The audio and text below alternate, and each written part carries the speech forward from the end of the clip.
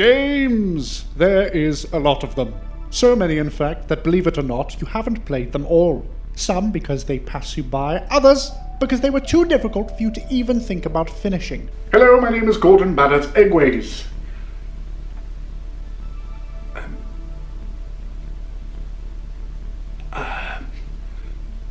Devil May Cry. Devil May Cry released in 2001 and was one of the games that me and my brother got along with a PS2. The others were Jak and Daxter, Crazy Taxi, and SmackDown Just Bring It. The point being that this game was known for its difficulty. Now known as a hack and slash game, it relies on fast button prompts and stacked combos combining crazy and stylish moves to rip through your enemies. I was 10. So I played about an hour and after utter devastation I put it down and never picked it back up again. I watched my brother play most of them and always thought it looked cool, I just couldn't hack it. But it's been 18 years and I'm finally ready to go back and play this game all the way through and see what it's all about.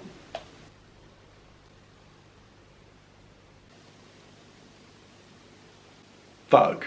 Coming out in 2013 and acting as the reboot no one asked for, DmC or DmC Devil May Cry or DmC DmC or Devil May Cry Devil May Cry or Devil May Cry DmC or Devil May Cry Twice or... It was meant to be a fresh new take on the Devil May Cry series, and even though Devil May Cry 4 was commercially successful, anyway, the gist of this is that Capcom wanted a Western take on the franchise to appeal to the younger demographic, though I don't really understand that because...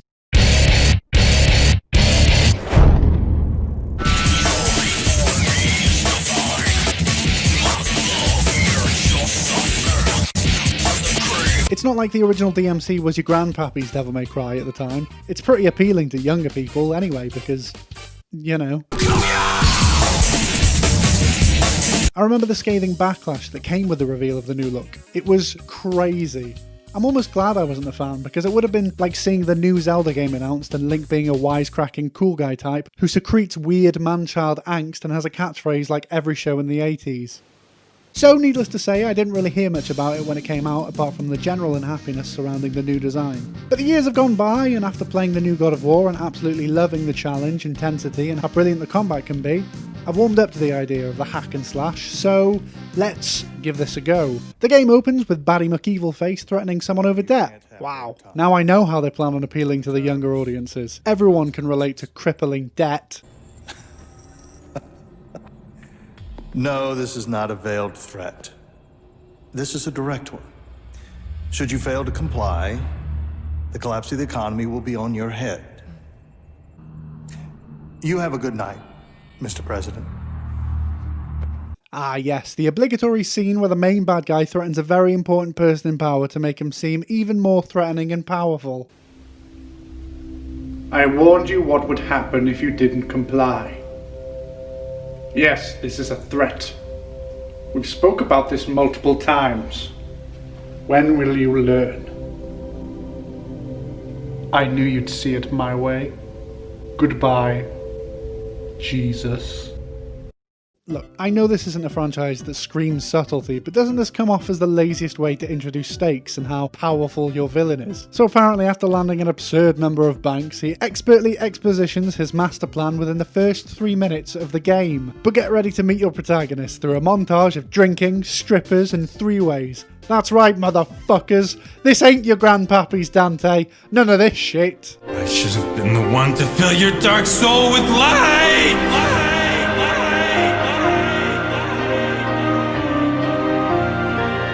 Ha! What a loser. It's all about using women for sexual gratification and then tossing them to the side when you're done with them. Now that is cool. It's not cool. I don't know why they thought it was. Seriously though, Dante as a character is as one-dimensional as they come. He's never fazed by anything and will always have the quippiest quips that ever quipped to hand, because he's just too cool for a higher education and learning. The original Dante had this as well, but came across more natural and less, what's the word?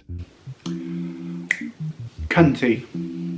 Also, if you're a fan of the original Devil May Cry, don't worry. There's an Easter egg for you.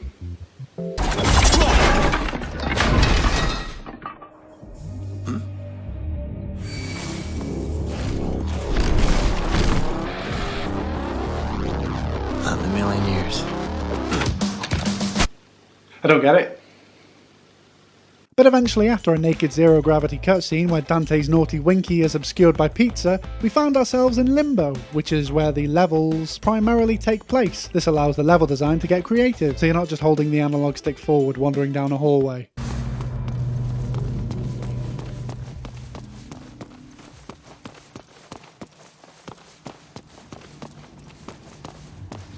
The level design is actually really good. The limbo aspect does make for interesting twists on what you usually get with these games. Sometimes you go through a normal level and then you get dragged into limbo and have to make your way back through a weird twisted version of it. One of my favourite examples is the level where you traverse through the opening crawl of a newscast and fight Zordon from the Power Rangers.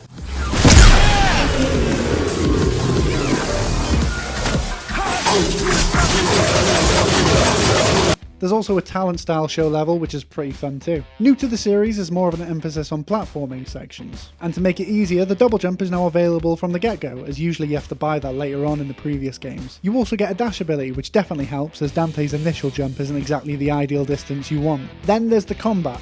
The bloody mental combat. To begin with, you have your sword and two dual-wielding guns. Over the course of the first few hours, the game introduces new weapons. These are Devil and Angel mode weapons that you equip through the L and R triggers respectively. You get two weapons on each, a big old axe and giant fisty fists on your Devil mode, and a scythe and Beyblade spinny McDoodles on your Angel ones. You also get Whippy Whips that help you with your platforming. Devil Whip brings stuff to you, and Angel Whip brings you to stuff. Your weapons along with new guns you get all have upgrades and combos you can purchase, and when you chain these together, it's as cool as Dante thinks he is.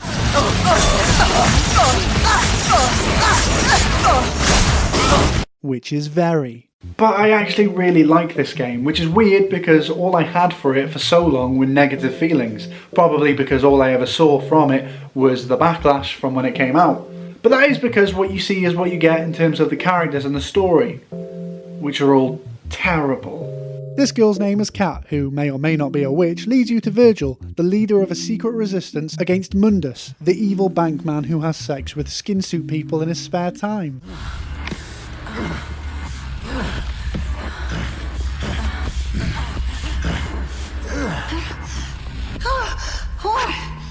What is it? Dante doesn't feel like joining in the revolution against skin-suit naughties because he's rad as fuck. More of a loner type. Virgil appears, tells him he's his brother by chucking him in limbo to fight a horde of monsters. Instead of saying the words, "Hey Dante, I'm your brother, how do you not know this? We have the same face. Let's get a cup of tea or a hot beverage of your choice sometime." Also of note in this scene, Virgil wears this hat and I throw up a bit. Dante, not to be outdone, looks directly into this girl's eyes and tells her he likes it rough, scarring her for life, and I throw up a bit. Mundus killed Dante and Virgil's mum and imprisoned their dad many moonduses ago, because he did sex with an angel, making these two hybrids called Nephilim. I don't know why, but I hate that word. Devil and angel and demon sound strong and intimidating. Nephilim sounds like something you'd snort through a McDonald's straw. They literally explain this twice in the same cutscene too, for some weird reason. Evil was murdered by his own hand, and for Sparta, he demanded a more brutal fate. Endless punishment and pain. The only beings that can slay a demon king are Nephilim, you and I. So, Mundus killed our mom and imprisoned our dad. Yes. And we're the offspring of angels and demons. Demon father, angel mother. We are Nephilim. Yeah, we get it, thanks! It's a real shame that a game really succeeds in one aspect, nailing combat and level design, but utterly fails in delivering engaging characters and writing. This is a game where the way the big bad villain controls people is through an energy drink. Wow, such social commentary. 4 Oscars, 8 Golden Globes, and a Grammy goes to you, DmC. You don't look a day over 12,000. Fuck you!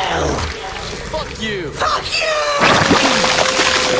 2 Nobel Prizes. Honestly, almost every cutscene is pretty cringeworthy, and this video would probably be about 3 hours long if we had to go through them all. The cliff notes are Virgil kills a fetus and lets Kat get kidnapped in a not so subtle, I secretly don't care about humans all of a sudden, to foreshadow that I'm probably not that great of a guy since I was the main boss in older games, so this game will probably end the same way. You take down this energy drink corporation by beating this thing that was having its goo put into the energy drinks. Come with me, smash you stinky little... Yet, still not as horrific as this. Then you and Virgie team up to take down Mundi in a standard I'm a big fat fleshy boss fight. I would have preferred something a bit more substantial, maybe a fight with his human form first, but fleshy McHorror Smush was fine for whatever cinematic style they were going for. Then surprise! After Mundus, the timid bank manager, is killed, Virgil then mentions, very casually, that him and Dante will now rule the human world, as humans are dummies. Dude, she's right there. And also, isn't she a witchy human who can kind of exist in limbo? When did that get forgotten? She's not exactly a standard humie, but am I really judging the story at this point? Yes. I love how he's not once mentioned this plan. He just acts like this was always what was going to happen, and that everyone just knew. Yet is then confused that the now rehabilitated from hating human people Dante is not okay with this. Maybe mention your secret agenda next time, mate. Cue obligatory brother fight. Kinda cliche, but tell you what, this fight's bloody well good. It's a little bit challenging, but not really frustrating, so it lets you go totally mad with everything you've learned, which is cool because sometimes you have to stick with what you know in these types of boss fights to save getting squished. I really enjoyed it. Virgil gets a stabbing and buggers off, and Dante and Kat wander off, fading out on a casual sex assault.